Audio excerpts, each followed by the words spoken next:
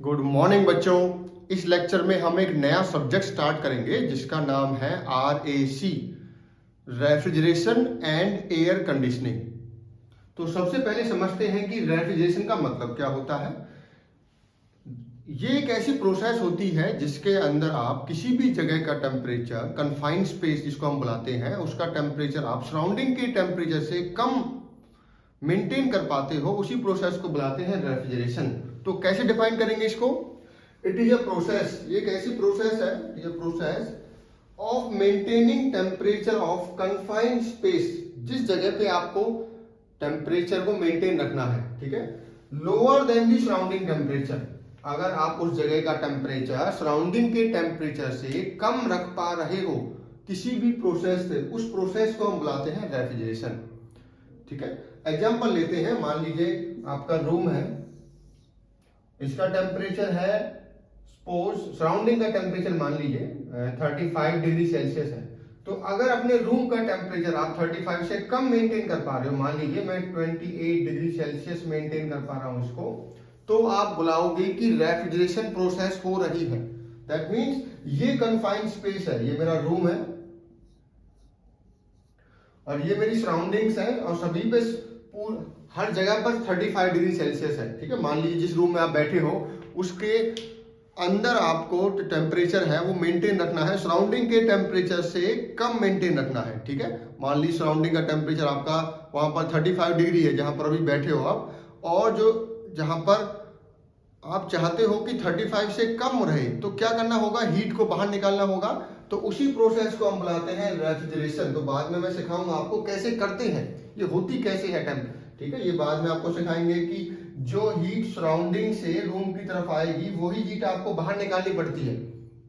तो इसी प्रोसेस को हम बुलाते हैं रेफ्रिजरेशन। सो कैसे डिफाइन करेंगे? It is a process of maintaining the temperature of confined space lower than the temperature of surroundings, ठीक है। कैसे करते हैं वो आगे समझेंगे हम, इस प्रोसेस को करते कैसे हैं, ठीक है।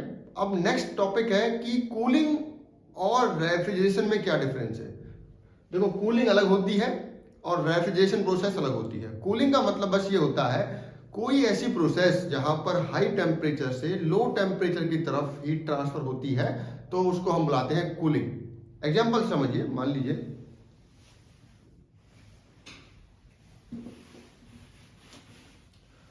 सपोज हम कूलिंग की बात करते हैं।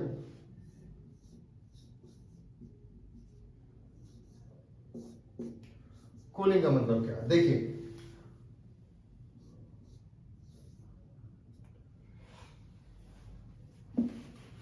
मान लीजिए कोई ऑब्जेक्ट है जिसका टेम्परेचर है सपोज 85 डिग्री सेल्सियस, ठीक है। वो कहीं पर रखा हुआ है, किसी सराउंडिंग में रखा हुआ है जिसका टेम्परेचर है आपका सपोज 30 डिग्री सेल्सियस।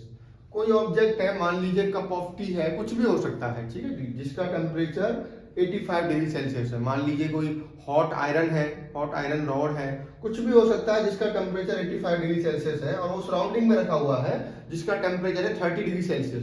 तो होगा क्या, हीट ट्रांसफर होगी हाई टेम्परेचर से लो टेम्परेचर की तरफ। थर्मोडायनेमिक्स में हमने सीखा था कि हीट ट्रांसफर की डायरेक्शन क्या होती है, हाई टू लो। हीट हमेशा ट्रांसफर होती है हाई टेम्परेचर से लो टेम्परेचर की तरफ। तो हीट यहां से यहां पर जाएगी। अब ये प्रोसेस क्या हो रही है, अब इसका टेम्परेचर डाउन होगा, 30 तक जाएगा, बट डाउन होने की जो प्रोसेस है उसको हम बुलाते हैं कूलिंग हो रही है। यहां पर क्या हो रही है, कूलिंग। बट ये कूलिंग है, बट ये रेफ्रिजरेशन नहीं है। रेफ्रिजरेशन आप इसको तब बुलाते अगर आप इस ऑब्जेक्ट का टेम्परेचर 30 डिग्री सेल्सियस से कम मेंटेन कर पाते, तब आप इसको बुलाते कि रेफ्रिजरेशन। अभी ये कूलिंग हो रही है। कूलिंग का मतलब ये ऑब्जेक्ट ठंडा हो रहा है, इसका टेम्परेचर डाउन हो रहा है, बट ये रेफ्रिजरेशन नहीं है। तो अगर मैं आपसे डिफरेंस पूछूं, डिफरेंस क्या होता है कूलिंग और रेफ्रिजरेशन में, तो कूलिंग एक सिंपल प्रोसेस होती है जिसके अंदर हीट ट्रांसफर होती है हाई टेम्परेचर से लो टेम्परेचर की तरफ, जबकि रेफ्रिजरेशन एक ऐसी प्रोसेस है जिसमें हम किसी कन्फाइंड स्पेस का टेम्परेचर मेंटेन रखते हैं lower than the surrounding temperature, ठीक है। अब नेक्स्ट लेक्चर में हम देखेंगे यूनिट ऑफ रेफ्रिजरेशन क्या होती है। Thank you.